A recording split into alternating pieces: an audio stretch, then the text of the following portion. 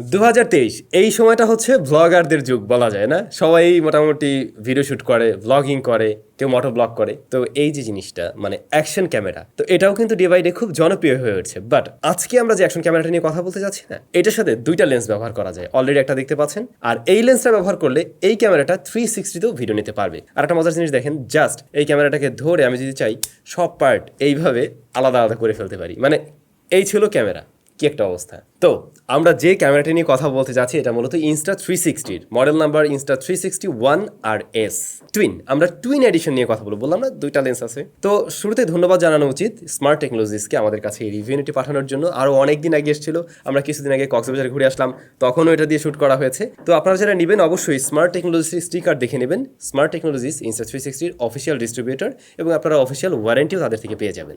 এবার একটু box content নিয়ে জানা যাক। এই যে বক্সটা দেখছেন এর মাঝে অনেক কিছু ছিল ভাই, অনেক কিছু। ফার্স্ট অফ অল ক্যামেরাটা থাকবে, একটা লেন্স, দুইটা লেন্স, দুটোই থাকছে। দেন ব্যাটারিও পেয়ে যাচ্ছেন, এছাড়াও কেবলস রয়েছে এটাকে চার্জ করার জন্য। পাশাপাশি আমরা পেয়ে যাচ্ছি একটা লেন্স ক্যাপ, অর্থাৎ 360 যে ক্যামেরাটা রয়েছে ওইটার জন্য একটা লেন্স ক্যাপও থাকছে। এর বাইরেও বেশ কিছু অ্যাক্সেসরিজ রয়েছে।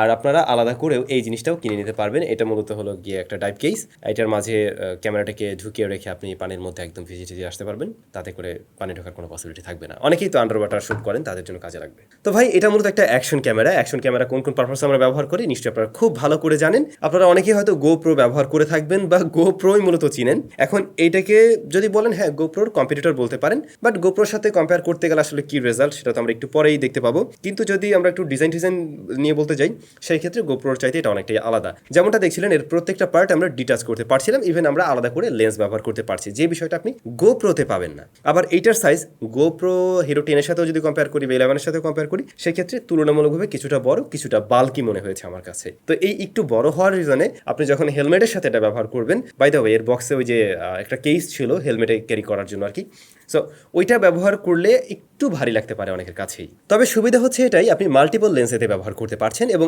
আলাদাভাবে শ্যুট পেতে পারেন। টেকনিক্যাল পার্ট নিয়ে বলতে গেলে এই ক্যামেরার যে তিনটা অংশ, একটা হচ্ছে মূলত RS কোর, যেটার মধ্যে মনিটর রয়েছে এবং মেইন মাদারবোর্ড বা অন্যান্য যে সমস্ত জিনিস থাকে সেগুলো রয়েছে। এরপর একটা সাইড হলো লেন্সের জন্য, সেই ক্ষেত্রে আপনারা দুইটা আলাদা লেন্স পাচ্ছেন, এবং আরেকটি হলো ব্যাটারির অংশ।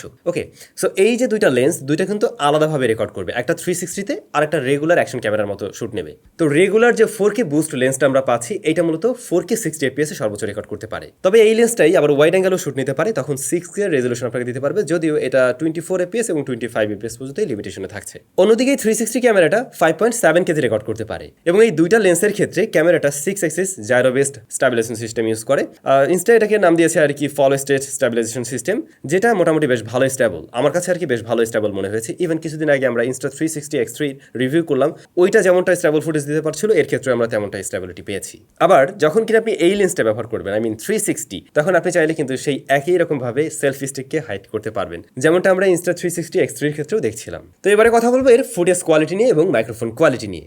ফার্স্টে আমরা কথা বলতে চাই এই যে বুস্ট লেন্স, যেটা আর কি মানে অ্যাকশন ক্যামেরার কাজ করবে, এটা নিয়ে।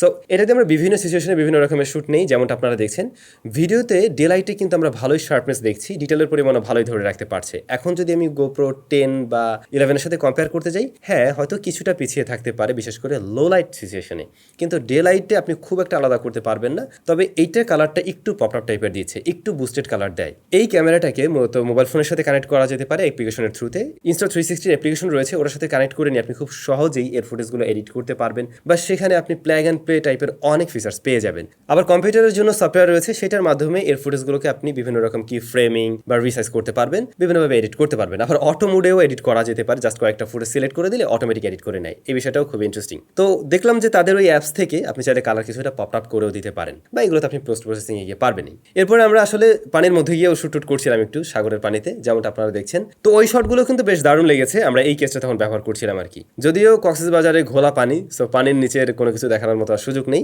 বাট আমরা পানিতে চুবিয়ে শুট করছিলাম, যেমনটা আপনারা দেখে আশা করছি একটা আইডিয়া পেতে পারেন। এবার চলুন একটু দেখে নেওয়া যাক এর মাইক্রোফোন কোয়ালিটি কেমন এবং এর স্টেবিলিটি বা কেমন। এখন যে ফুটেজটি দেখতে পাচ্ছেন এটা 4K 60 fps এ রেকর্ড হচ্ছে, এবং এর যে ভয়েস শুনতে পাচ্ছেন, এর যে সাউন্ড শুনতে পাচ্ছেন, এটা এর র সাউন্ড, এটা কোনো এডিট করা হয়নি। আমি এখন দৌড়াবো এবং দৌড়ে আপনাদেরকে দেখাবো এটা কতটুকু স্টেবল থাকে। আমি লিটারালি দৌড়াচ্ছি।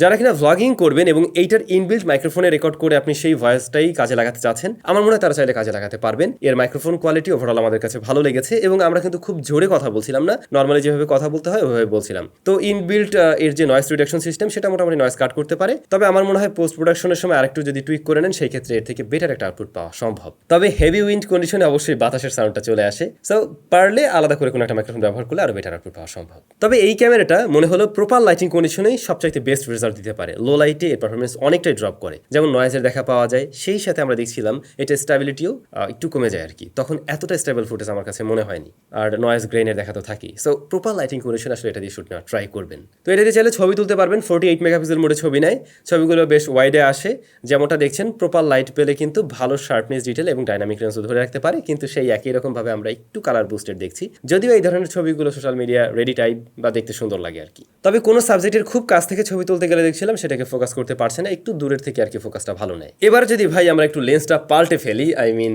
আমরা যদি এখানে একটু এই যে 360টাকে অ্যাড করি, সেই ক্ষেত্রে কি রেজাল্ট দাঁড়ায় সেটাই জানাবো। যেমনটা আপনারা এই মুহূর্তে দেখছেন, এইগুলো হলো গিয়ে 360তে রেকর্ড করা ভিডিও। সো আমরা এর আগে Insta360 X3 নিয়ে কিছুদিন আগে যে রিভিউ করলাম, কাইন্ড অফ ওরকম রেজাল্টই কিন্তু আমরা দেখতে পাচ্ছি।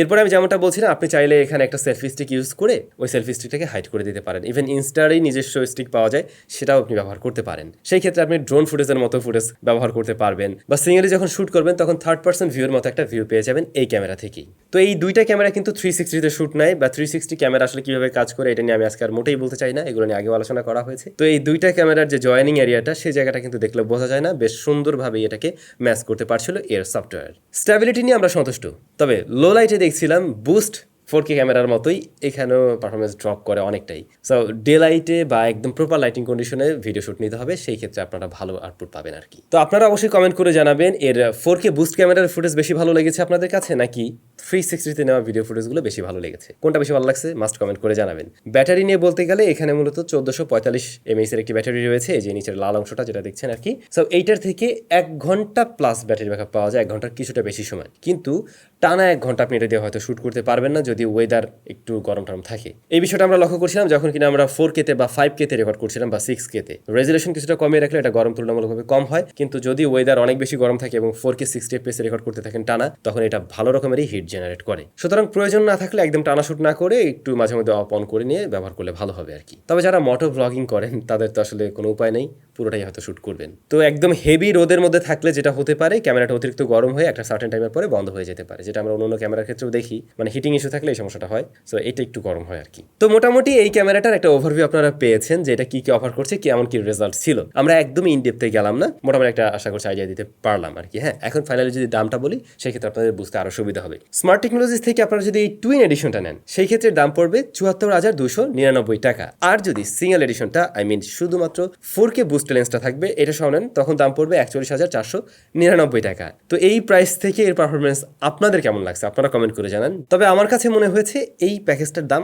আরেকটু কম থাকলে ভালো হতো সবার জন্যই। যদিও তারা আমাদেরকে অফিসিয়াল ওয়ারেন্টি দিচ্ছে, দুইটা লেন্স আলাদা আলাদা, এখানে ফাংশনালিটি একটু বেশি, আপনি 360তেও শ্যুট করতে পারছেন, রেগুলার অ্যাকশন ক্যামেও শ্যুট করতে পারছেন, তারপরেও এর প্রাইসটা আরেকটু কম থাকা উচিত ছিল বলে আমার মনে হয়। আর গোপ্রোর সাথে কম্পেয়ার করতে গেলে প্রপার লাইটিং কন্ডিশনে এটা অলমোস্ট কাছাকাছি একটা রেজাল্ট দিলেও লো লাইটে গোপ্রোর আরেকটু এগিয়ে থাকবে। যদিও গোপ্রোর রিসেন্ট জেনারেশনের যে ক্যামেরাগুলো রয়েছে সেগুলোর দাম তো আরেকটু বেশি, মানে যদি আমরা শুধু সিঙ্গেল লেন্স দিয়ে কম্পেয়ার করি তখন। তারপরেও যারা অ্যাকশন ক্যামেরা চাচ্ছেন, পাশাপাশি 360 ক্যামেরাও দরকার, তারাও আলাদা আলাদা দুটো না কিনে নিয়ে এই সেটআপটাও নিতে পারেন। সবাই ভালো থাকবেন, আপনাদের কাছে কেমন লেগেছে মাস্ট কমেন্ট করে জানাবেন। দেখা হচ্ছে নতুন ভিডিওতে, টাটা।